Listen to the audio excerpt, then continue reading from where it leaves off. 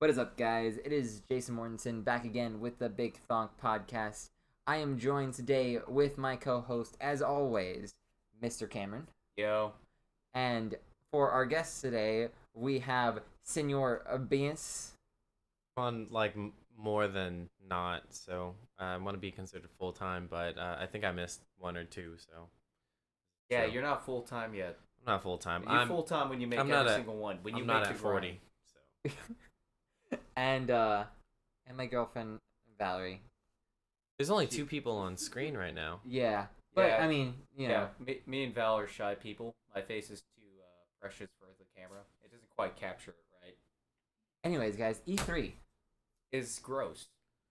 Can you imagine the fucking smell in there with a bunch of sweaty-ass gamer ass motherfuckers just gathered in one room, lack a deodorant ass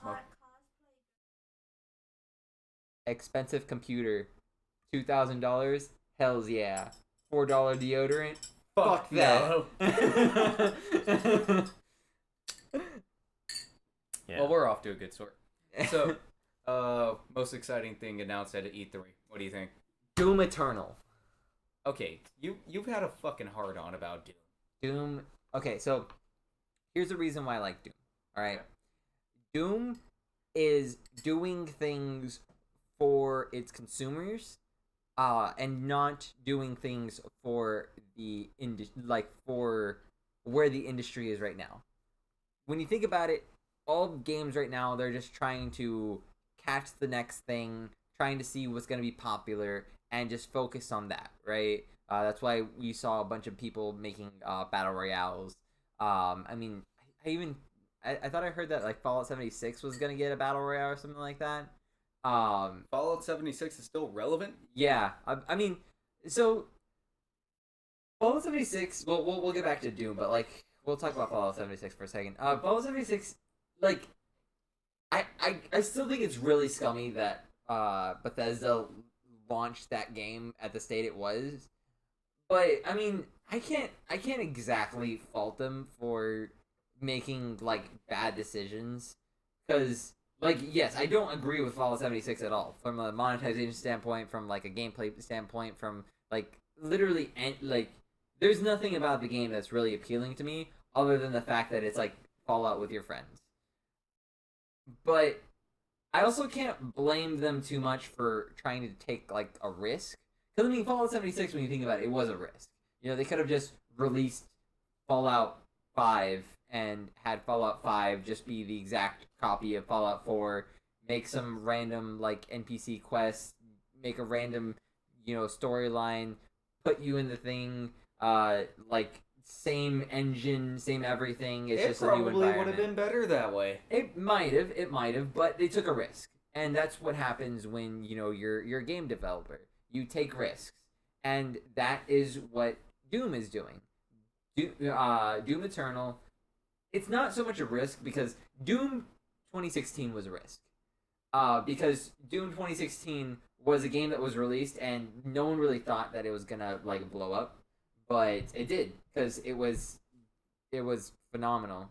It had great gameplay, great audio tracks, great visuals. It was a great game, and Doom Eternal only plans on expanding that. And that's why I think that Doom Eternal is going to be a great game, because it's focusing on the risk that Doom took, which everyone loved, and then it's just expanding on why people love Doom Eternal. Okay. Why do people love it? Because high mobility, it makes you feel like a fucking badass. And it's Christian propaganda. Exactly, bro. I honestly think Doom should be considered a Christian game. I mean, you're beating the living shit out of demons. That is God's work right there. I mean, now that you put it that way, I think you're... Go to Sunday church, and instead of saying a bunch of prayers, you fire up Doom on the big projector, and you and your lovely Christian crew just beat the living shit out of Satan's spawn. Does anyone remember Doom the movie with The Rock? Oh, it was completely terrible. Yeah, it was a terrible movie. I'm actually glad I haven't seen that. I did enjoy it because I went to go watch it with my dad, so it has like sentimental value to me. So shout out to Yeah. my dad for taking me to go watch Doom. Terrible movie, but I mean, like I liked it. When, Yeah, I was saw like that a little movie with my kid, dad, so too. Hey, watch the clinking over there. I was a not kid. bad, bro. I like to make a toast, everybody. Doom Eternal. Doom Eternal to We need to get a success and- soundboard. Bro, it's got double jumps. It's got grappling hooks. It's got dashes. Oh shit, double jumps and dashes? Somebody called the fucking feds. This is news. It's Who calls the insane. feds for news? That quote make no sense. And then I also love the way that they're incorporating multiplayer and the campaign experience. So have you? I don't know if you guys have ever played Dark Souls, but basically the way that Dark Souls runs is you can basically activate multiplayer, right? You can play the entire game entirely single player, but there's ways to activate multiplayer. Oh. And what happens when you activate multiplayer is that people can invade your world. And when people invade your world, they are incentivized to kill you and basically like ruin, like fuck up your shit. There was another game like that. I forgot what it's called. It's the one where you're a parkour guy. You're pretty much you can Mirror's do a bunch Edge. of parkour, and it's Not Mirror's Edge, I guess. it's in the zombie world world. Oh, though. Dying Light or There we go. Dying Light. Yeah, you can. I think it's Dying Light. Either way, yeah, you can invade as a zombie and you can fucking chase after people, and it's so fun. Yeah, and so I think that's really cool because I mean, like, invading somebody else's campaign is that's just a cool concept to me.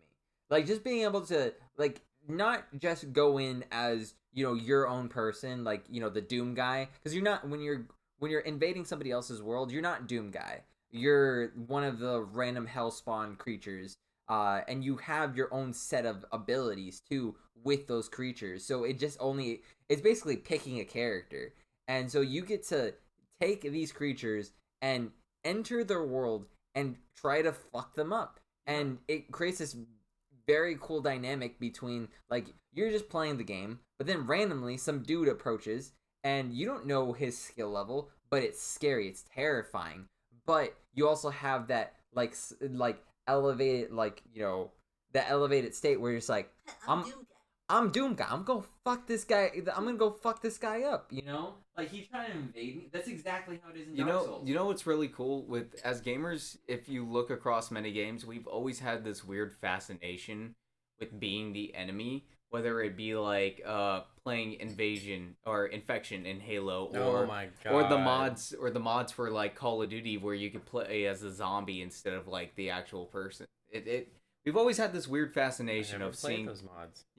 I think it was back in it was either Black Ops 1 or 2, but they had mods where like on Nuketown. They would get mods in the Yeah. early ones, yeah. Yeah, and you could play as zombies instead of like, the actual character if you died. And there's always this weird fascination is getting that different perspective, being able to Yeah. play the enemy, and now you can test your skill against, an actual player, and it puts a nice spin on PvP mixed in with PvE, so it's like it's pretty wicked. Well, it takes the perspective of, hey, I'm trying to do this like protagonist type shit, and then you get to come in here and make the power play, big dick move, be like, hey, fuck you, I'm ruining this shit. I'm Mr. Evil. Being Mr. Evil is the biggest power play. Like, you come in there, and the thing is that you playing as the like monster thing, apparently, for the way that I see it, it's going to put you at a slight disadvantage to the Doom guy, because Doom guy operates at a more skill type. Let me explain this better. It takes more skill to play Doom guy, but it takes more tactics to play the like enemies. So for Doom guy, you're gonna be dashing around everywhere, using all your mobility, your insane weapons, shooting off everything. But then you have the enemy who have like abilities that can like just trap you. They can. One of the characters was actually able to summon more creatures, so you could basically block. Set up traps for the enemy. So there's gonna be a lot of like tactics versus skill, which I think is either going to be really, really cool, or kind of just a gimmick that dies out. Which I really hope that it doesn't die out as a gimmick, because I mean, but the thing is, like, it is the people who made Doom 2016, and so if I feel like anyone that can make a game that really synergizes with this, it's gonna be them. But I mean, I don't want to put too much hope into them. I think at least the single player is gonna be pretty great. But I'm really hoping that multiplayer they really fine tune, because the multiplayer was the only thing lacking in Doom 2016, because it did have a multiplayer. It's just it died off because it wasn't really that. Really, all it was is you as Doom guy, you just run around in this like arena and you pick up guns and you shoot people. Just basic arena shooter type stuff. I mean, it wasn't like, but the thing is, it wasn't like Quake, because I mean, you don't have the movement that you have in Quake. A lot of Quake is known for, strafe jumping. I mean, you have double jumps and stuff like that, but you don't have strafe jumping. You don't have...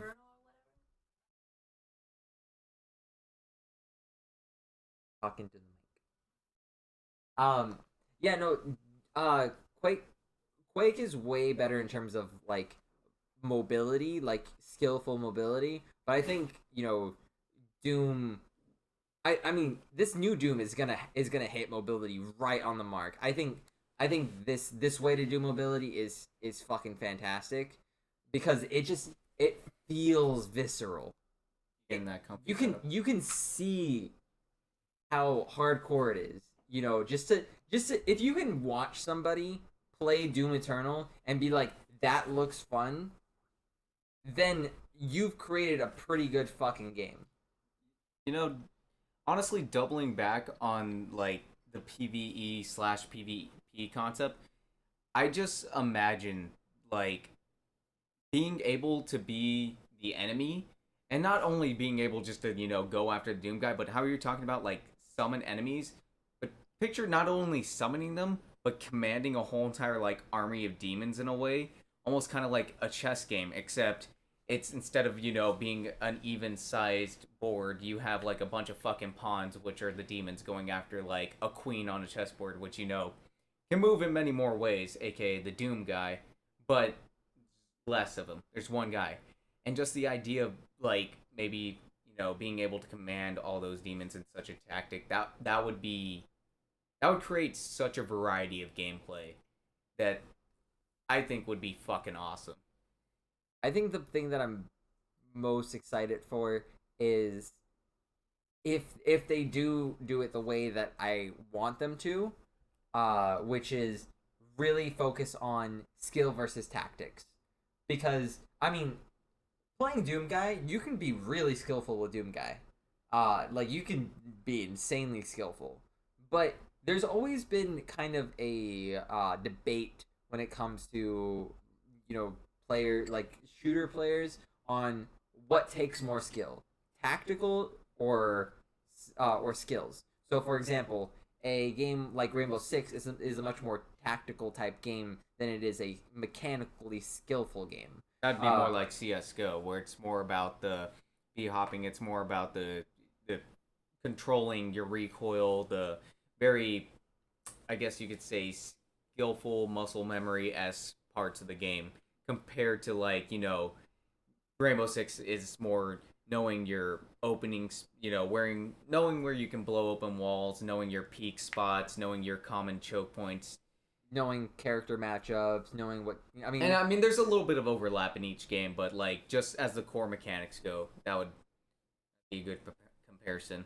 Yeah, I mean, I just think that if anything, Doom Eternal is going to give us a good new perspective on what games can actually be, because I feel like people right now are just looking at games like, oh, when's the next battle royale gonna come out? It's fuck, bro. Yo, I'm sorry. Honestly, I can see why animals want to be pet, because when you do this to your face, Yo, okay. it's like you're being pet. Can we take a side tangent to appreciate my good friend Amish Beard over here? He is looking fine, stroking that beautiful chin strap he's got rocking. I love you, Vince. Chin strap. chin strap with a little cheekness. See, you can see it. So you better chill, bro. Amish Wolverine is in the house, everybody. It's not even cut in the center, so it's not Wolverine. I'm sorry. Don't. Well, I'm not. So. Bro, get that Bob Ross. You know.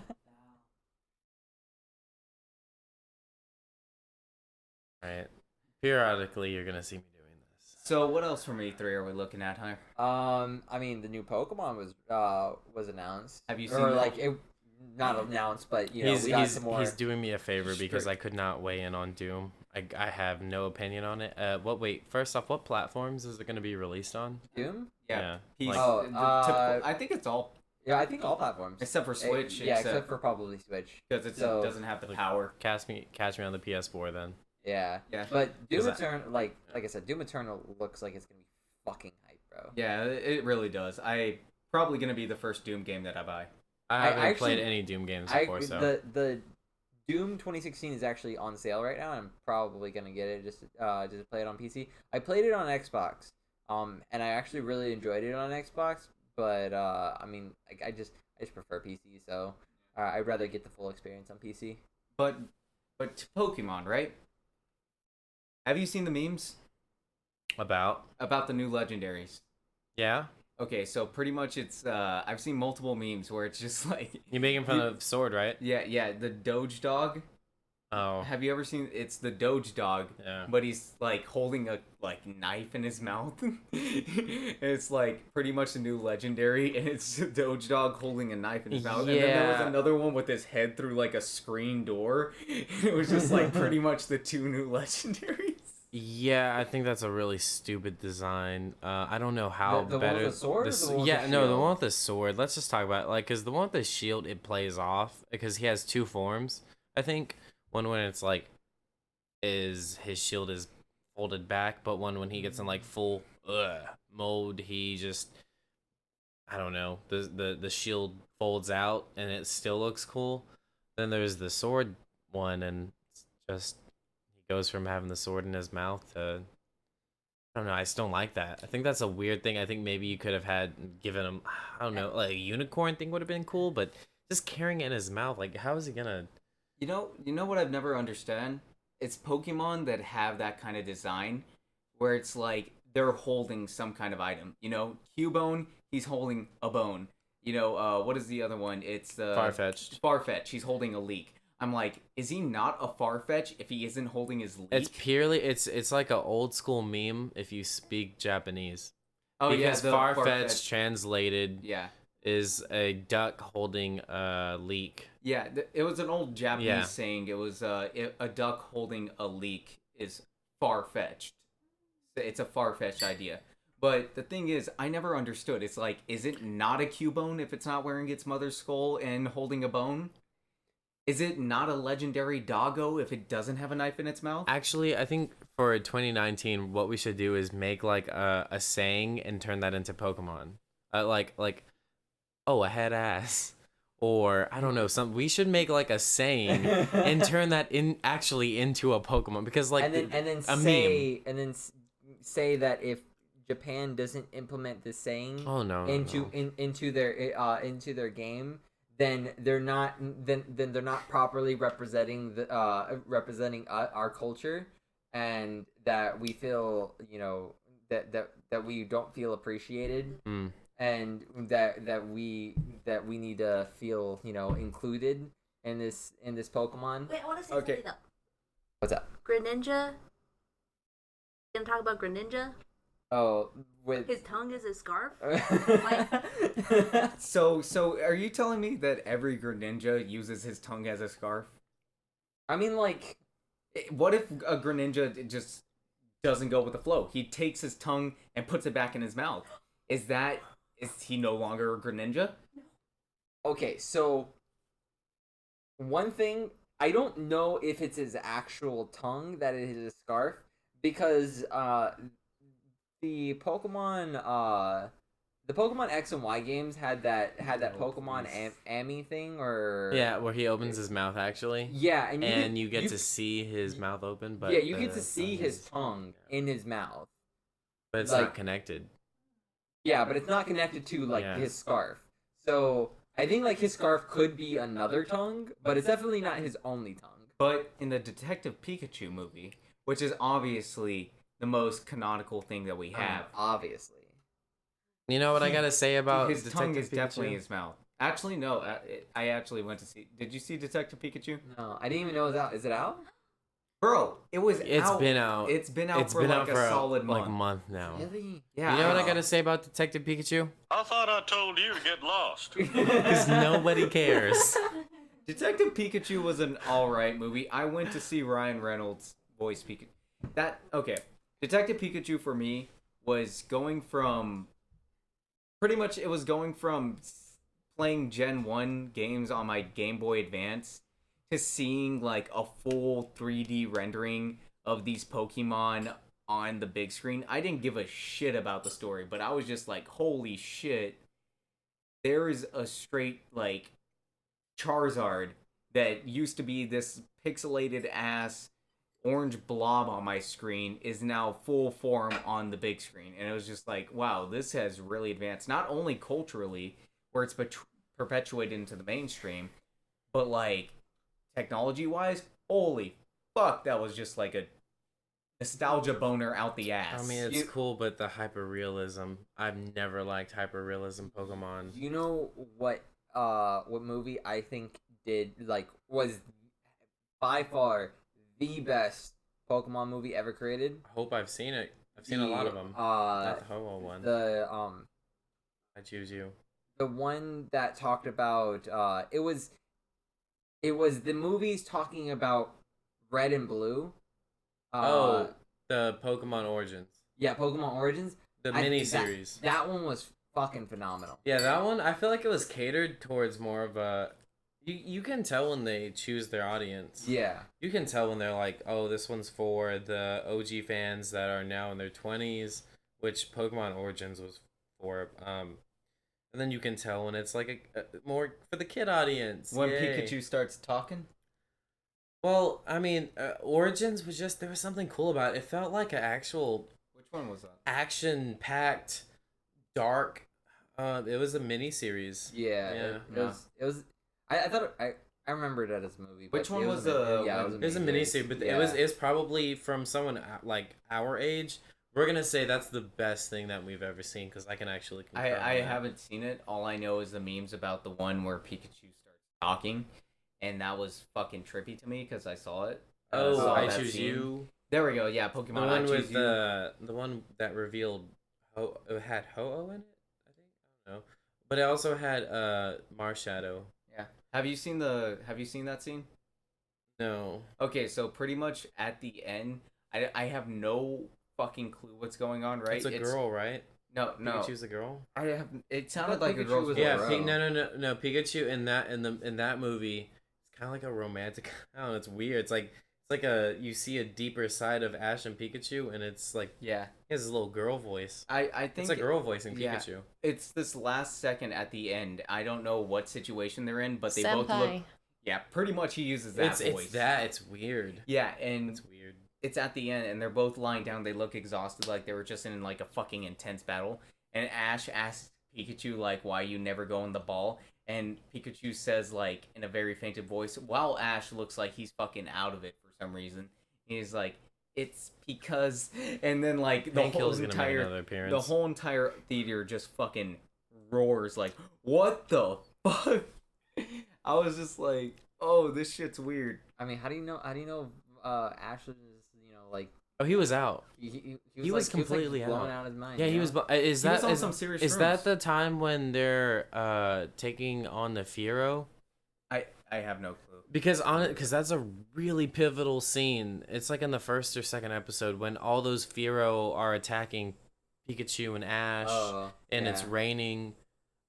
I don't think it's that time because that happens Wait, really was early it on. Firo or I thought it was Beedrills. I don't know. I think it was Fiero. Can we just talk about like We can talk about Sword and Shield because I'm pissed. what are you pissed about Sword and Shield? I'm pissed that. Look, you can't get every poke. It's the slogan was "Gotta catch 'em all." I get it. There's software limitations. Nah, bro. You can't even blame software. No, okay, but I'm saying like I get it, like that's the excuse they're trying to make, and like as a consumer, I have to just bend over backwards and say, hey, I'm gonna buy your game anyway. It sucks that you've chosen to do this, but I'm still gonna buy it because I'm a Pokemon fan. But I'm actually really pissed about maybe there's a certain Pokemon on my team that is one of my chosen 6 that might not make an appearance that I want to transfer over, and I feel like I should because that's what Pokemon is. The compatibility between any game. So did you ever get like confirmed information on like what exactly is happening in terms of like what Pokemon you can get, what Pokemon you can? All right, so yeah, so you can't actually capture all the Pokemon in the new game. You have to only the ones that are transferable from your previous games are only going to be the ones that you can find in the wild. I saw something that all the starters are still going to be available. That's cool. But if they are not catchable or obtainable in the game, then they cannot be transferred. Wait, so Think about all the shiny. I'm sorry. Think about all the legendaries and mythic Pokemon you're gonna miss out on. Wait, so the starters are gonna be in there, right? In the wild, like you can capture I those don't know if they're gonna be in the wild because you never actually find starters in the wild except for on that one function on Sun and Moon, the e-reader or something. I don't know, but you could find. No, it was the Pokepelago. That too. That's how you can get some certain starters. On certain days, you would be able to get it through that function on the Pokepelago. But on this game, think about all your favorite mythics and your favorite legendaries that aren't native to that region. That's gonna suck. That means I won't be able to Sub-Zero Slammer people with Kieran Black and just absolutely delete people. Okay. What is your favorite legendary, by the way? Ben? I don't use legendaries, but you could. I respect people that do. Kieran Black. Wait, what? Kieran Black? Because he's okay. So Kieran Black is in the like Smogon, which is I used to play a lot of Smogon. It's the like community based like rule set that people use for Pokemon because singles is very very impossible to play unless you play in a certain rule set. And Kieran Black is OU, which is like the overused tier, which is basically the standard tier that most people play. And Kieran Black is allowed in that tier, and oh my god, he's so fun to play. He's absolutely like I love that. I love that Pokemon so much because he's just like this visceral, menacing Pokemon, and you slap a Z Crystal on him, ICM Z. I never took advantage of that. ICM Z, Sub-Zero Slammer. You use his I forget what move it is, but like I know when you combine it with ICM Z, it becomes an insanely powerful Sub-Zero Slammer move. You just like max attack fucking Kieran Black, slap that move on him, literally gets a KO on anything as long as you get the prediction right. Insane. You know what's funny? I have no fucking clue what you're talking about. Again, It's Kieran, the ice Pokemon mixed with Zekrom, right? So it's so basically the way that Gen 5 worked their legendaries was that they had a Kyurem, which was like the genetic the mutator for the legendary Pokemons. So you had Zekrom and you had Reshiram, which were the two Pokemon for each title, which was Zekrom was for Pokemon White and Reshiram was for Pokemon Black. I think might be the other way around. But anyways, you could use this thing called the DNA splicer and mix Kyurem with either Reshiram or Zekrom, and you would make either Kyurem Black or Kyurem White. Kyurem White is Uber. So he's too strong to be an OU. But Kyurem Black, he's a little bit toned down. So like you can still use him in OU. Regular Kyurem is kind of garbage though. He's like, low tier. But so that's the one from Pokemon White. That's the black one, and then the one in Pokemon Black, it's Reshiram. So there's Zekrom and Reshiram, and then there's an ice type that binds them together, and he will assume the form of Kieran Black, or is Hey. that from? Darkrai. I like Darkrai. That was one of my Was favorites. that the same gen? Darkrai's bullshit, dude. Why is Darkrai bullshit? Oh, because he puts you to sleep. Because fuck, Dark Void is the most bullshit Yeah, ability in the 70% hitting, right? 70% accuracy. Chance that so, you're gonna so put your it's- opponent it's- to sleep. It's got less accuracy than probably than Spore, which it's all right, but it puts 2 Pokemon to sleep. If you're playing doubles, that's why when they allowed one legendary to be used in BGC, so I don't know if they still allow this, but back when I used to play, I knew that I didn't really play doubles that much, but I kept up with the metagame because I was interested in it. Basically, what they allowed to what the official Pokemon company allowed you to do was have one legendary in your team.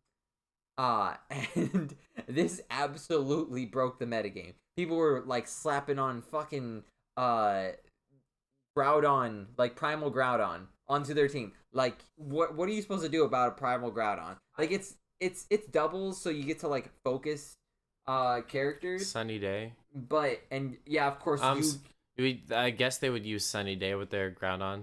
No, he makes it sunny. Yeah. So they would probably run like a solar beam team. The way you beat Primal Groudon is you either have to have a Primal Kyogre, Rayquaza, because he or Mega Rayquaza. Yeah, Mega, yeah, because he says no Yeah. to the weather conditions. I'm gonna be completely honest.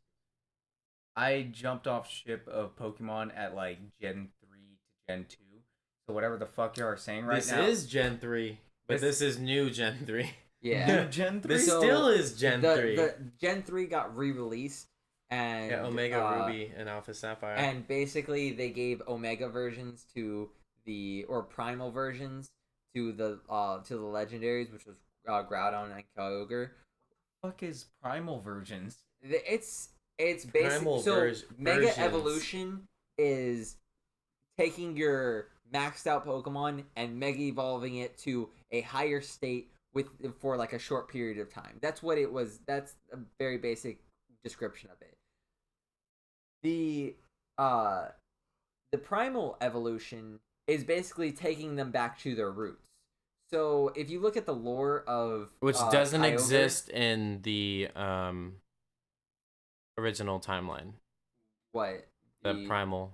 Oh yeah, so the original games they didn't have this, but it's described in these new games. Basically, in their original forms, they were way powerful than what they are now, and that's what they were, like the primal forms, and that's why they were able to like basically create the oceans and create all the land on the planet, was because they were in this primal form. And so even though you can have just a Groudon or a Kyogre, like that doesn't mean you have a primal Groudon or a primal Kyogre, and that's when you actually get like that OP levels. Okay, They also but made let me Mega Rayquaza. explain this to me. What the fuck technology is Pokeballs made out of to where I can capture fucking god tier level Pokemon in this shit? I mean, like you have like a 1% chance to catch it in a regular Pokeball, though. What about a Master Ball? Yeah, well, a Master Ball is 100%. Well, actually, depending on which game it is, because there is a chance to actually fail a Master Ball in Gen 1, but I don't think you can do that in any other game besides Gen 1. Do you know that if you can actually fail a Master Ball in any other gen besides Gen 1? No, I know in Gen don't 1 it's kn- extremely unlikely for you to fail a Master Ball, but you can. I don't think that's a thing. It's in the in programming in in other Gen 1. in other games. Yeah, I don't think it's in other I think games, it's but 200% effective at catching Pokemon. I don't think it's gonna ever miss. yeah, but so because basically the reason why it had a chance of actually failing was because of how they had to code it.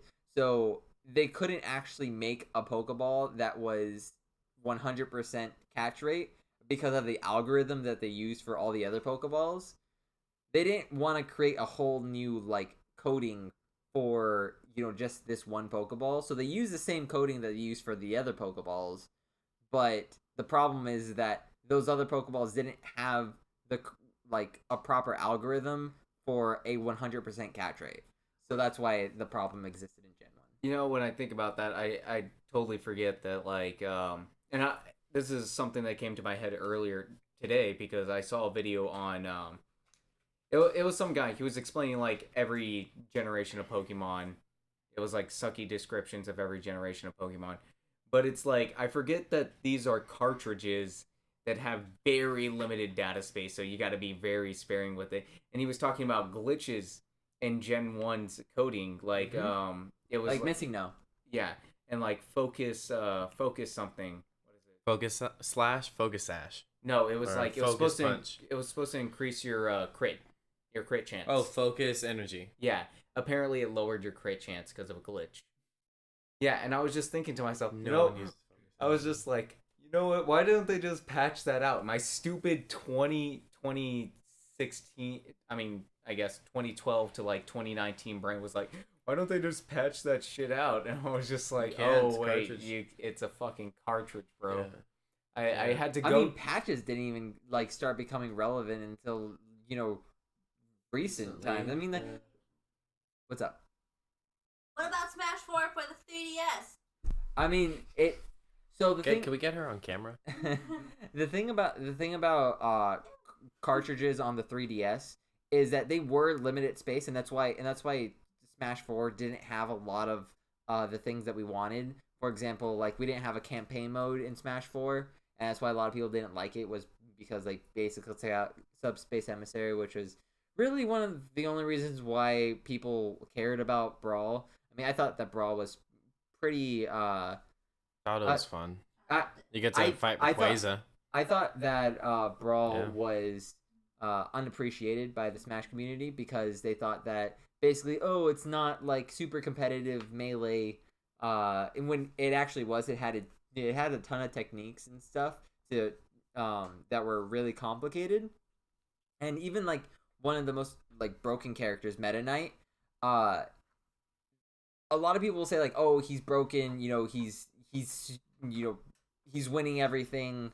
But if you actually look at Meta Knight in terms of what he won and stuff, yeah, sure, he basically won every tournament he was allowed into, but he wasn't easy to play. He was a very, very technical character, so it's not like you're taking Mario and you're making him the best character in the game. Meta Knight was very, very complicated as a character, and especially if you ever looked at like Brawl Meta Knight Dittos. Brawl Meta Knight Dittos are very, very interesting to watch. Probably the most interesting thing to watch from Brawl, because it's just basically like two gods like fighting it out because they have the most mobility in the game. They have He is a fast motherfucker. they have like all this range. They have super quick moves. Most aerodynamic circle I've ever fucking seen. And so I think that Brawl was definitely like it's fun to hate on Brawl, but most people who hate on Brawl don't understand it. I was a pit main in Brawl. No, honestly, watching two Meta Knights duel, too. it's just like it's just it's just Dragon Ball Z. It's Goku and Vegeta fucking slapping each other around at high speed is what it is. Although the game, the problem, there was problems with Brawl though. The main problems with Brawl came down to the way that was the most effective way to play. So the most effective way to play with most characters was to camp, and basically play really safe, because basically any single mistake you made, you could just get killed off of it. Because there was characters that had inescapable grab chains. So, like for example, Falco could down throw you, and then re-grab you, and then continuously just down throw you and walk you to the corner, like walk you to the edge of the stage That's by not just doing fun. that. That's not cool. Down throw you and then just spike you, like, and all of that was a true combo. You just didn't, if as long as you didn't mess up That's not cool. As long as you didn't mess it up, you could literally do that. Fuck you, Falco. DDD had that. Ice climbers could kill you off any grab. Oh, Sasha loves your ice climbers.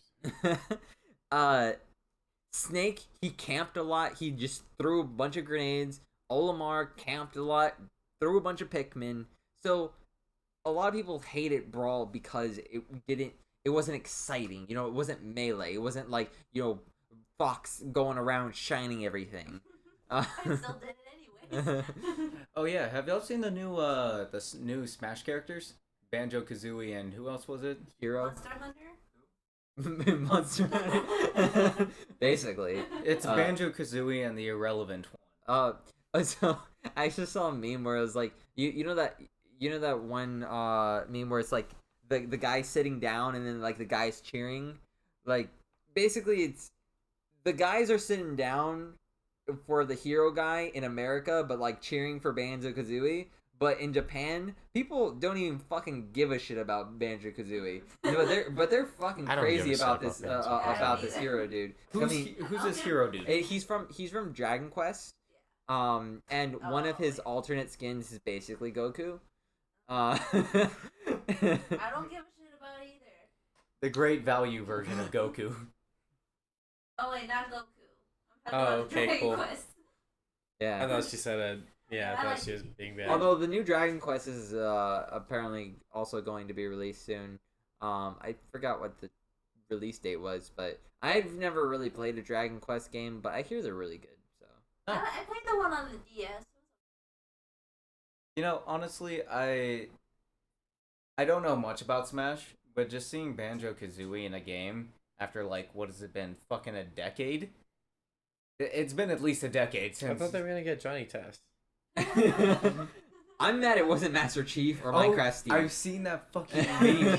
I've seen the meme everywhere where it's just like Master Chief is gonna be the next one, and then I saw this meme. It was pretty much Master Chief was holding the invitation with like the Smash symbol on it, and he was just like, "I have a game coming up, and I have my own battle to fight, and you haven't been in a game for a decade." He's like, "So here," and he gives it to Banjo Kazooie. You know, it's just like, oh, that hurts. I'm looking forward to Banjo and Smash. I think Hero looks kind of just like Robin, so that's the only thing that like is kind of What? upsetting to me. Wait, I Robin? I like his ability because he works like he works like a Final Fantasy type character where you get to select what ability you have active. So you know how like in Final Fantasy you select, you know, like what magic you want to use. He actually has that pop-up window, and so your abilities change based off of like what you use with that pop-up window. Wait, I think that's really cool. Wait, you can do this mid game? In Smash, yeah, in Smash, like mid game, you can change your ability. That's with how fast But- of a pace of a game Smash is. I mean, I'm- Shulk. Yeah, Shulk does that already. Yeah, like- Yeah. But who plays Shulk? Me? I'll beat your ass with Shulk's actually one of the most broken characters in the game, bro. Shulk is irrelevant. Shulk has like Really Shulk good. has insane range. He has the ability to be fast, tanky, jump really high, do a ton of damage, kill you super early. He like the only problem with him is that he's kind of hard to learn. But and, Exactly.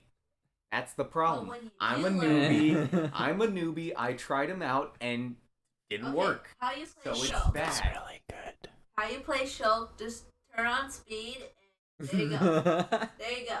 That's how you play Shulk.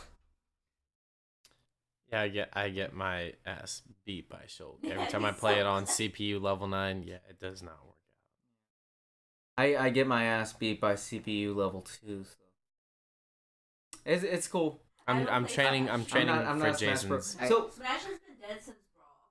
I don't know. I don't like playing against like I don't like playing against machines cuz I don't know. I just I like the mental combat more than I do the actual combat of Smash. And even though like I could like refine my mechanical skills by fighting bots, like Yeah. I just don't have fun with it, you know? You know, like playing Smash level 9 bots is like playing Quake bots. It's so fucking miserable when they like 360 like just no scope you. Like They just turn in a circle, jump, and just like shoot you They in the actually head. do that Okay. on Quake. They actually do that. Quake Live. Cause that's too much sauce. That's Okay, way too so, extra. So we've been on Smash for a while. But she did say 360 no scope. I think at least someone in this room knows what I'm bringing it to. Yes.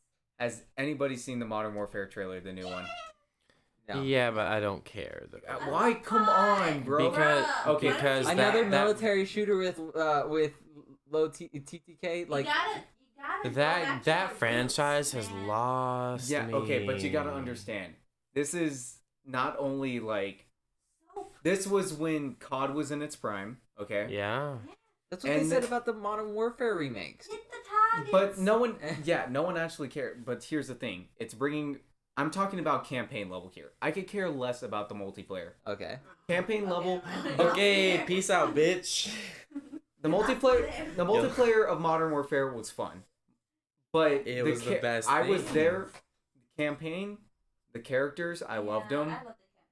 The characters were lovable. The story was lovable. So, Oh, it was And good. It was good. Yeah. even if it did go over the top. And the thing that I love that they're doing, which I really feel that they made a smart decision here, is that they're not continuing the same universe.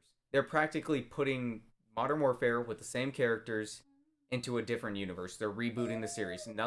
It's completely disconnected from what happened, because what they were saying is well, we've already gone to the point of Russia invading America. Like, how much farther escalation can you fucking go from that? So they're rebooting the series. It seems like they're taking this more in a realistic route. And that realistic grittiness vibe that I'm getting out of this trailer is just something that I really want to see COD go back to.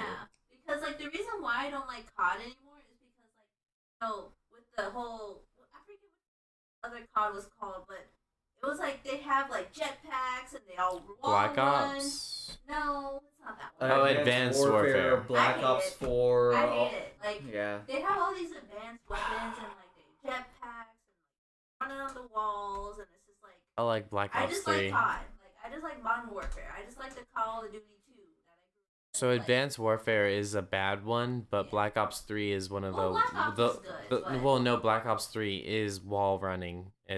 I like Black Ops 2. It's like when you're Lucio and you can just Yeah, go no, fuck around that. the point. That's still Black Ops 3. But would you give it a chance? Would you give the new Modern Warfare a chance? I mean, I thought that the recent one was Black Ops 4, right? Yeah. I don't thought care. Black Ops 4 was cash worth grab. a buy. I still think it's probably worth a buy. Even though the controversies with all the microtransactions and shit, I still think that in terms of what you're getting out of value and of investment, so how much is the game right now? I'm pretty sure it's on sale. It's pretty sure it's not $60 anymore. You're getting the battle royale, multiplayer, and zombies at the same time. I think that's pretty worth the investment. Modern Warfare, I mean, if they bring it back like they did before, it should have around I'd say zombies is worth a good measure of money there. But, I mean, Modern Warfare had its own thing going for it. It has co-op, or they can bring back survival mode, depending on which one they do. And I think that can compensate well for some side PvE action that you would want after the campaign. But my problem isn't that it's not worth it. My problem is that I won't play it. Even though I know that Black Ops 4 is a worth it purchase, I'm not gonna buy it because I'm not gonna play it. Not Black Ops 4, but Modern Warfare. Same. Yeah, no, but that's the same thing. I'm not gonna even if Modern Warfare is a worth it buy for me, I know I'm not gonna play it. Why do you know you're not going to play? That's your fault for well, not liking Modern Warfare. because Yeah, I don't. you're I just, wrong. I just No, I'm just don't. Ring, new phone. Who does? Yeah, no one's gonna care about the story, but I'm gonna play it for the multiplayer. Yes, I'm exactly. I'm gonna play for the I story. used to I don't see care Modern about. I don't care. I love the I'm gonna- story, Bro, but I don't care about the story. I'm gonna be on that Doom shit and the Halo shit. You know? Yeah, okay. That's yeah. my conflict Okay, right obvious- now. obviously I'm gonna jump on the Halo train because I do need my high TTK. Which is why you should play Splitgate with us. Splitgate's pretty fun. What split? I'm so bad. Okay, Splitgate? okay, we'll get into it for a sec. But I just want to wrap up the thing with Modern Warfare. being able to revisit it for me, it's nostalgia, but also I want to see how they further develop the characters in this so-called different universe of Price. So all the I kind of people give a that shit. yeah, Yeah. and maybe But- seeing Ghost again, possibly seeing Ghost. The fact that the last like line died, in the right? trailer, But yeah, what he about died. Soap? Yeah, he died too in the Yeah. original. Yeah, but we'll all But see we'll them see back. him again, What? right? What? They said they're redoing the thing. Yeah, so- well, they're rebooting it, so we'll get to see all these characters that possibly died again. And Price, I remember the last line he says in the trailer is like, they ask him like, who you bringing like squad wise, and he's just like, oh, it's just some old friends, and it just brought that whole entire like thing around to I'm gonna be able to see these characters again that I tragically had to see die in the last games come back and like. It's funny that you bring up characters because we were just having this conversation before this podcast about how I am very selective about my animes because of the fact that I don't care about characters. And I don't understand.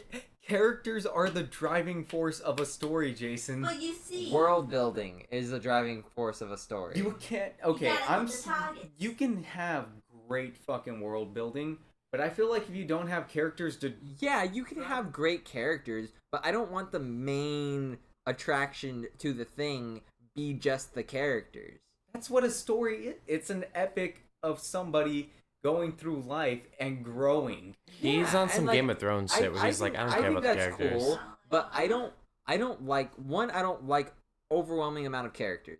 One problem that I'm having Kill with 'em off. Code Geass and with Fairy Tail is I would go watch if I was not like watching an episode, like a couple episodes or whatever, I would look at the anime and I would be like, okay, this is a fight going on.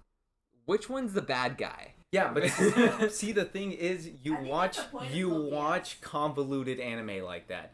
If you want a good world building anime, I can show you them. If you want them to focus on a few amount of characters, I can show you it. Well, and that's But what the I'm saying thing- is like I don't Here's like. an idea. I'm Don't not- watch anime.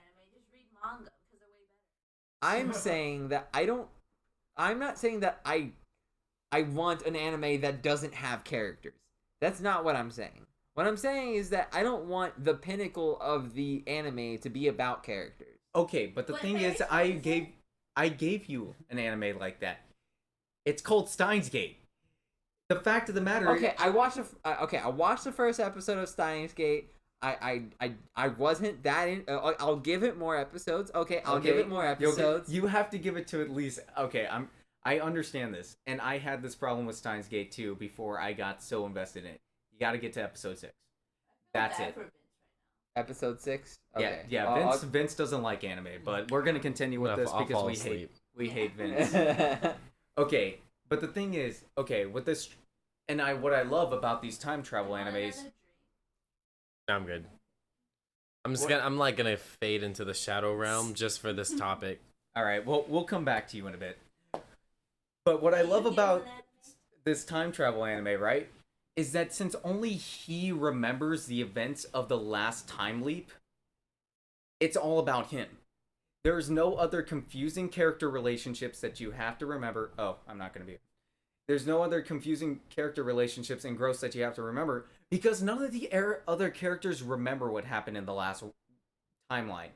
It's just him. I'll give it a shot. All right, dude. I'll give Steins Gate a shot. All right. Well, I'll after watch this it with you. after I this don't watch it. podcast, me and you are gonna have a heavy cuddle on this couch, and we are gonna get some intense anime watching in. Vince is gonna close his eyes and cry, and we're gonna intensely. You know what I think about that anime?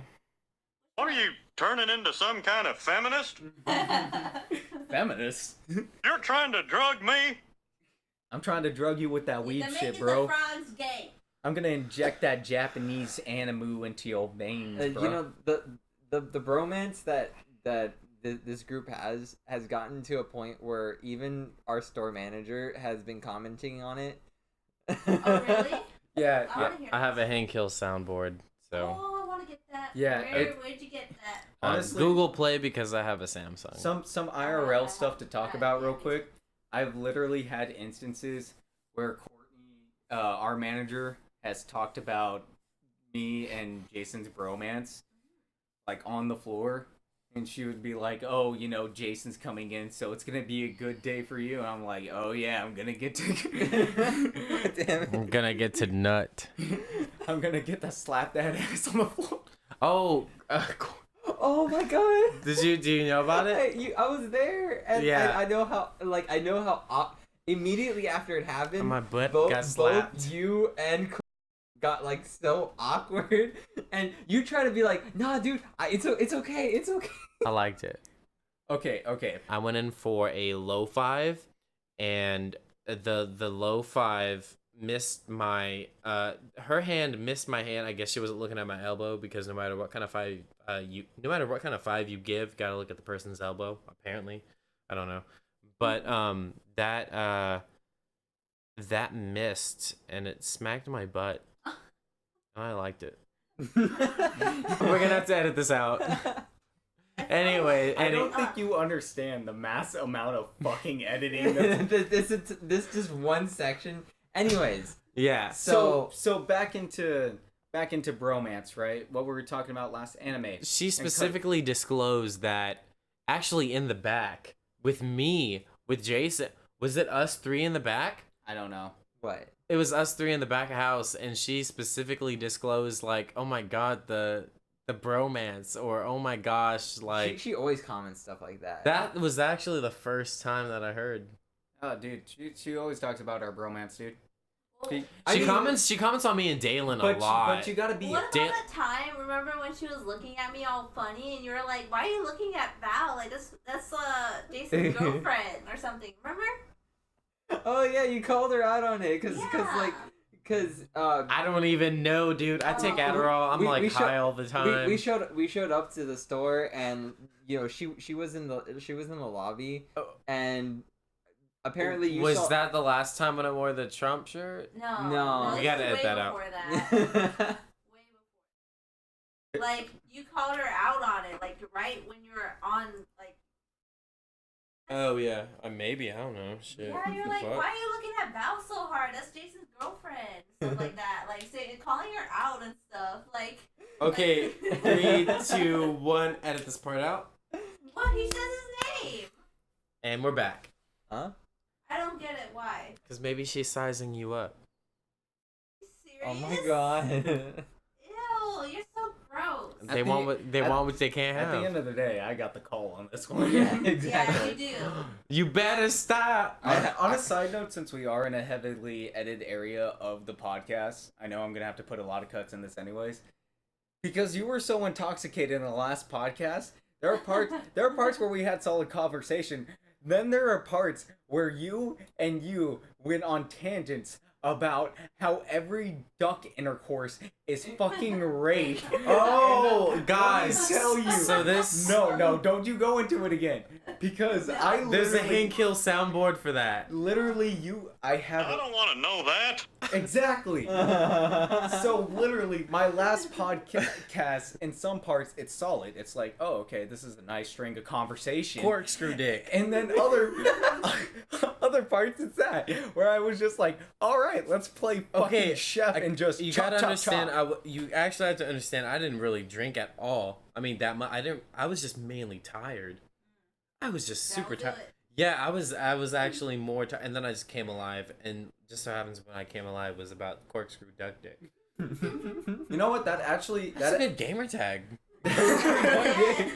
Okay, so on a side note, that actually is something that like I feel everybody experiences. Is once you get to a certain point of sleepiness, it's almost like a high.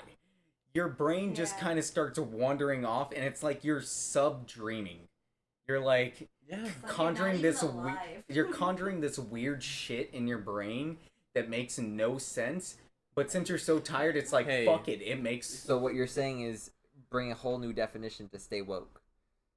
Hey, okay, actually, if we're going on a tangent, so Oh, recently, God. we're not going to give names. It's going to be a really interesting, funny part of this, and the girl is not going to know. She's not going to watch. So recently, there's been a pattern in my life, and it's been with these religious women, girls my own age, and then older women, late 30s. And so my ex-girlfriend just found God, and it started this whole wave of maybe I should get a religious girl, maybe we'll see. But also like the kind of found God as in I can see your aura, and your aura is black, which represents turmoil and sickness. And then also the God, we can feel the presence through astral projection, and it's just weird. So just so many far out interpretations. But that wasn't the tip of the iceberg. So lately I was shacking up with this woman who's in her late 30s, whose name shall not be named, and she was telling me about all this technology that's going to be dropped in the next couple of years. It's not technology. It's just she's more of the deep state, the government, Big Brother, holding a lot back on us, and poisoning the water, and them wanting to basically neuter the alpha males, so they will have so no one will rise up against them. Really interesting take. I mean, really far out chick, and but she said something that was really crazy because I have been prescribed medicine. And it was that demons are in the medicine that is prescribed. These are the side effects these are the sicknesses that cause other sicknesses, or the side effects, really heavy ones. But also, if you take any kind of like Zoloft or like anything that affects your brain, you're getting demons in you. It is severing your connection with God. So watch out, because that is what was disclosed to me after a romantic night of strenuous foreplay. I mean, no lies ever happen after sex. Like that's just fact, right? What's your after? I'm curious. What's your after sex talk? What's your after? It's not devils and demons and Adderall. I'm out too. Yeah. Oh my god! Because this story goes no farther with me. No. was. I'm saying I fall asleep. Like... Yeah. No, my last after sex talk was about the deep state and tainting the water and also tainting the food. I mean, she's very healthy chick. I mean, woman. Into yoga, into exercising, into all that. And then she starts going on the chemicals in your brain. I'm like, all right, well, I kind of jive with that. But also that the pharmaceutical companies, which are owned by the top 0.1% or top point whatever, high up, which also are satanic, and then also want to rule the world, and then also want to make the general population infertile, less masculine, and sever their connection with a higher power. You see, I agree with the fact that the pharmaceutical companies are bad, but I feel like this is a reach. I feel like that's a very slippery slope in terms of like... This is a Christian's approach on disarming the pharmaceutical company, because like we have our like... We're secular and we do not like the pharmaceutical companies, but also this is, I guess, people coming at them from multiple angles. It's now. just like you see something bad and then you just assume like literally everything based on its foundation is just hardcore evil. We think it's like hardcore evil in our state of like thinking, but they relate it back to angels and demons, and you're not on. Oh, you are on camera. The fire. Light my beard on fire right now. Fired up. Do it, pussy. Dude, if you light your beard on fire, you'll be a fucking red beard and you'll actually be Amish. I don't know, guys. That's all I have to talk about. It was just my pillow talk. My after sex talk was about angels and demons in the pharmaceutical company, and it weirded me out. All right. Wait, but does this mean that I can take pharmaceutical? It will sever your connection with the higher power. And what if I gain access to a different higher power, though? Like, let's just cut this shit and play with the Ouija board on the next podcast. I'm just kidding. Nah, bro, let's just all take shrooms. Yeah, Which they think is like the DMT is like the God chemical. So, I mean, you see some shit, you might tap into a higher power. You might see Mother Teresa. Or Gandhi. otherwise, we're back on the topic of anime. So, Oh, bye, guys. Can we talk about Pokemon Sword and Shield again? I'm just kidding. Nah, actually, our anime tangent was pretty much more based on. I mean, this can go for anything. Character versus world-based, like, storytelling. I mean, you can see this even in video games. You can drive a video game with good storytelling, or you can drive a video game with good world building. I mean, like Cyberpunk 77, I think would have a combination of both, but just the idea of like a cyberpunk society is already entrenching when it comes to story. So I think that's already good enough to captivate an audience. Do you think that would go for most people, or do you think it requires it to be like have good characters as well? So I think good characters are necessary to drive a good story. So, for example, if you can have a terrific world and a terrific plot, but if your character doesn't make sense within that plot, then it's gonna ruin the story. Like your character has to have like proper motivations. They have to be real. One of the reasons. So I'll give you an example of like one of the an anime that I really like, or I guess you can call it anime inspired, but I hate that word. Devilman Crybaby. I really liked the way that the protagonist was. He was very, very so real in terms of like his character development, even though he was a mutated type character. So he had his emotions drained from him, but he basically formed himself into the like this god demon thing that had no emotions and was like basically the equivalent of an AI that could only think about like progress, right? And progress for these demons was taking control over the universe and destroying everything, right? But then you also had his humanity side of him that actually cared about everything and wanted to protect everything. And that's what I think really drove the story, was not just that the world was really cool and that the plot was really cool, because I mean the plot was amazing, but I think the fact that this character was so flawed but also so personable, that really drove the story. My problem when it comes to characters is when one, they add too many characters, and two, they put a lot of like irrelevant characters. So, for example, one anime that we're watching, Code Geass, Val actually or I forget who brought this up, but the sister, like why, Fuck Nonally. why is he trying to save his sister? Like he has like a motivation to save his sister, but his personality does not match that of a person who would want to go out there and save his sister. I honestly think character motivations can be very flawed if you really look into them too much, and it takes a lot. And I feel like making a compelling world is a little bit, I wouldn't say it's easy.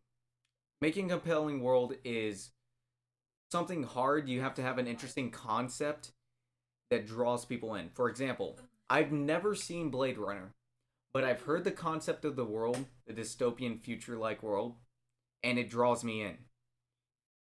But I feel like where stories really get convoluted, and what really, the world will draw me in, but what really can capture me is if you can define a character's motivations and it makes sense when I look back at them and think about it critically.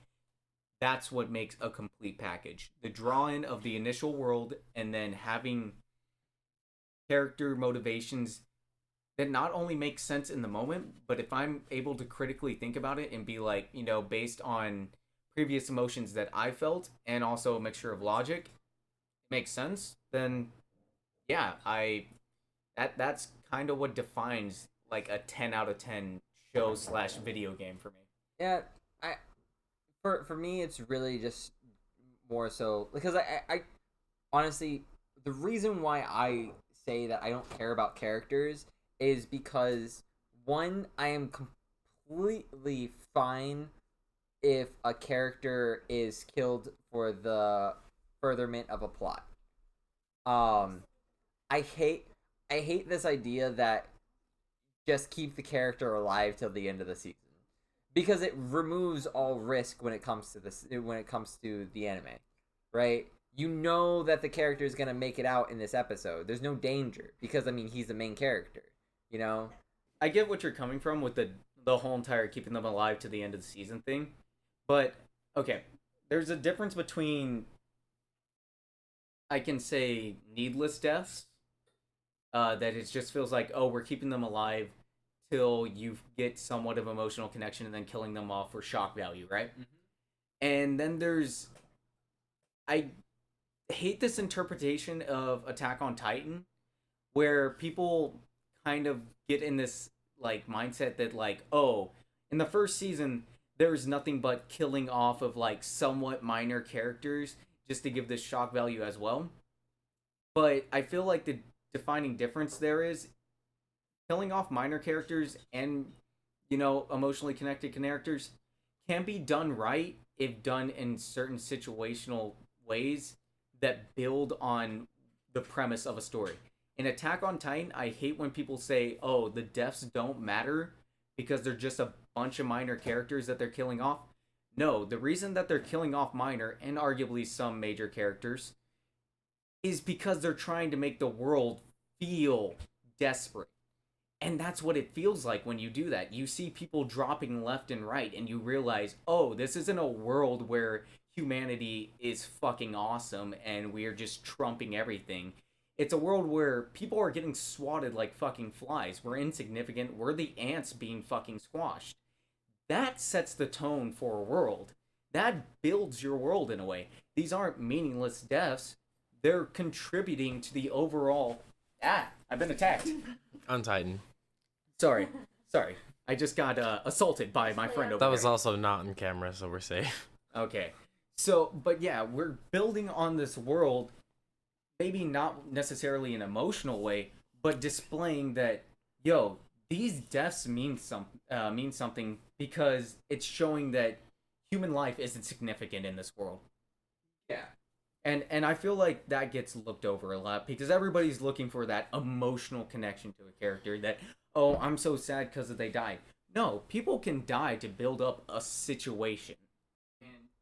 I completely agree, and that's exactly how I feel. I mean, especially for one of the animes that Val watches, Fairy Tail. Fairy Tail is actually very, very bad at when it comes to killing off characters. Literally, people will die in Fairy Tail all the time. 99% of the time, characters in Fairy Tail who die aren't actually dead. Oh, Dragon Ball Z. Like in Dragon Dragon Ball Z. In Dragon Ball Z, characters die, but then they can get brought back to life, reformed with like mechanical parts or whatever. But in fucking Fairy Tail, they get like shot through the heart, and then this one character shows up and then heals them, and it's just like, and they had this emotional scene where they're just like, oh no, you had such a great life and now you're dying and. You know, you're my best friend or whatever, yeah. and then you have that emotional thing, and then like next episode, it ends up happening that the character that can heal ends up going around that area and finding that injured character and then reviving them. Oh, that they got Mercy. Yeah, basically. They got Doctor. What's his name from? What's that game? I'm sorry, I just blanked out. It's a doctor. He's a healer. It feels like yeah. Yeah, it's he's a doctor, medic. He's a healer. Great descriptors here, bro. It's medic. Yeah, the medic. Medic, the guy medic. Yeah, but doctors naturally are healers. When you say he's a doctor, we're talking about a class-based shooter, they're gonna think about the medic, all right? All right. Just chill. I gotta mess with you, bro. All right. It's part of this. It's part of the gag. But I understand, especially in Fairy Tail, one of the first actual deaths that I saw in Fairy Tail was pretty gruesome, actually. Seeing Gray, when they're fighting the dragons, pushes the chick out of the way, gets shot right in the abdomen by a fucking beam, It goes straight through him. He gets shot by another one. And then just to add the little spice on top, you thought he was alive. They put one right through his fucking head. And this is like one of the arguable main characters. And so you actually felt that emotional connection. And then he comes back to life. And I was like, I was fucking sad in the moment. But bringing him back to life just cheapens everything. It teaches you nothing. Yeah. That's not how real life works. That's not how... Oh. That's not how other real animes work. We still need this character for further plot development. Can I get you in a shot? I'd rather them no. I don't. I want to pet you with the brush. You can pet me with the brush off camera. I can pet you with the brush. This guys, I'm contributing to the Amish community. No, you're not. This is contributing to the Amish community. Go against the grain. Oh, okay. Sorry. Sorry, I was a little bit off there. It's how he intimidates other males. Yeah, I've survived without power. What do you? I do hit and run with my horse. That's why you get goosebumps. What? It's actually an old. So you know how like since we're evolved creatures, we have a lot of things that we used to use but now no longer use. The appendix. Basically. So we used to have fur, and what we used to use. The reason why our hair kind of comes up makes us look bigger. It makes us look bigger. Yeah, because we're scared. So when we're scared, when we're cold, when we're like when we feel like we're in danger. Okay. Our hair spikes up. Yeah. Because it's trying to make us look bigger, but it doesn't know that we don't actually have hair. So why does when someone... Okay, so I have gotten into ASMR really hardcore. So one thing that I try and do when I am with a partner, I try to mimic ASMR in real life. So why do we try to make our hair stand up when, say, a lover is licking our ears? Why do we get goosebumps then? It's weird. It's like, why is the hair rising up then? Because you're in a sense of vulnerability in that case. Yeah. If anybody else in any other situation, if a girl's is making mouth sounds your... in my ear, I'm like, oh, I'm melting. I think that's a primal instinct. If something's near your ear, it's gonna fucking bite your jugular. Like it's. Well, that's part of the foreplay too. Is biting. Oh, yeah. Well, no, I'm into that. He makes a point though. It's you're in a place of vulnerability, regardless of whether or not it's pleasurable. Like people can take pleasure out of. I am at the mercy of whoever is doing it. That's right. Like, I'm at her. Yeah, you're right. Like she could literally slap out a knife and like I'm done. Yeah, you're done. You're done. Some Mortal Kombat shit. Arguably, you don't need a knife. People forget that the human fucking bite is intense. Oh yeah. You can bite off pieces of fucking actually, flesh some of the turtles, the snapping turtles, are only equivalent to a human bite. It's just the beak. It's just the shape of the beak that's what does the damage. Yeah, but they actually only have the bite force of a human. What you're saying is that we need to get implants to just have like one singular like tooth behind our regular teeth. You can't really see it unless you're biting somebody, and then you just mechanically eject that thing. So to chime back to the last podcast, shit. Yes, I would rather have that implantation physically rather than be mentally mechanical snapping turtle appendage over AI implantation neurologically. Actually, so something I actually found out about AI is that it's so back in the other podcast we were talking about how I was talking about how AI sucks in terms of understanding really common sense shit, like speech or something. Yeah, and it's a big problem with AI that I feel like a lot of doomsayers tend to forget that we are intelligent because we understand.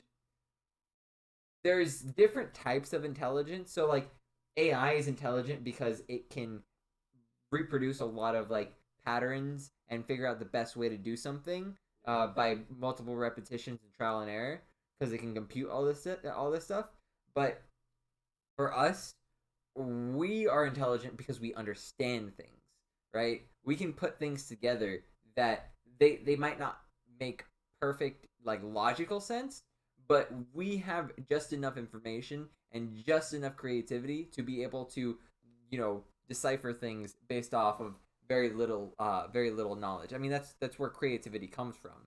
You know what's really interesting? I watched bringing it back kind of to like the E3 thing. Ghost Recon Breakpoint. I watched a game theory video on that earlier today. It was talking about pretty much just how, like, I guess you could perceive it as AI sees or robot sees, because they're talking about like a main feature in Breakpoint is drones. You're, being looked at by drones, and he was like, oh, the different ways that drones can see you. And it's like, how does camouflage work? It's like, well, if drones are using low pixel cameras, to save data, because obviously there's a limited amount of, battery power you can have on a drone. You can't really distinguish between those tones of green and stuff like that. And then it got into like how advanced it's getting. Infrared. Well, infrared can be full too, because at certain times in the day, it's hard to distinguish what's hot and what's cold. When the sun's rising, there's certain hot spots that it's hard to determine, is that a human or is that just a hot spot because Is it's that a little like bit metal? higher up? Like hot metal? Yeah, or is it like a hotter solid that heated up faster than the grass did? But then they were talking about this new shit, right? And it really fucked with my head. Electromagnetic sight. So pretty much it's like infrared, except instead of seeing electromagnetic instead of seeing infrared, like heat, it sees electromagnetic waves coming off of things. So like a human, you know how we give off electromagnetic waves? How the fuck do you evade that? Don't think you can. That's and they kind of went back to your kind of best chance at that is literally just hiding behind a rock, because Oh, that's right. So Onyx totally can body Pikachu. Getting Electro, and then Rock, and then electric attacks on a rock type Pokemon. you disappoint me. Yeah, but okay, Boys, so it's been almost 2 hours now. So electric magnetic waves are pretty much given off by, how do you fucking... Where's this technology going? It's like a constant game of hide and seek. It's like, oh, we got cameras in the sky. We got ghillie suits. Oh, we got infrared. We got certain covers of camo that help hide our infrared signature. Now we have electromagnetic spectrum fucking cameras that can see literally the electromagnetism coming off of you. Like, how far do we go until we get to Harry Potter's fucking cloak? I mean, it's... And you could argue that you could see infrared through Harry Potter's cloak. I'm not sure how that works. They never really went into detail. Yeah, I mean, like, so there's actually... I was trying to look for this technology, but... the name for it. But basically, they have this this technology that they use to... map out the Amazon rainforest, because you can't, like, we don't know what the Amazon rainforest looks like from the inside because of how dense the forest is, but they're using this new technology that allows them to actually like map out what it looks like, and and this is how they're finding a bunch of like lost civilizations that lived in the Amazon rainforest. And like, honestly, it's kind of freaky when you think about where technology is going in terms of, like, how can we continue to be private in a world that is constantly like making innovations to make that harder and harder for you to do.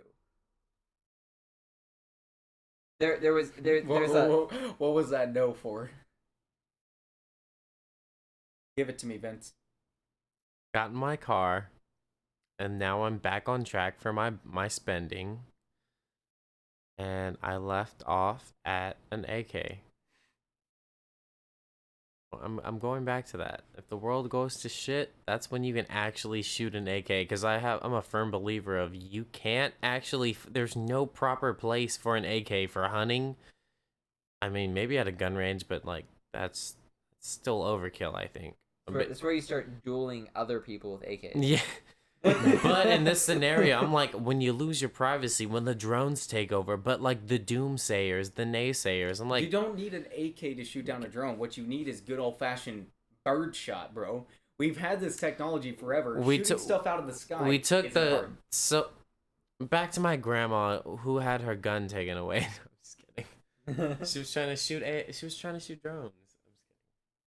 Yeah, but Actually, if anything, we shouldn't be worried about things that are flying, because like you said, getting rid of things that are flying is easy. Be worried about things that can burrow, because we can't deal with that for shit.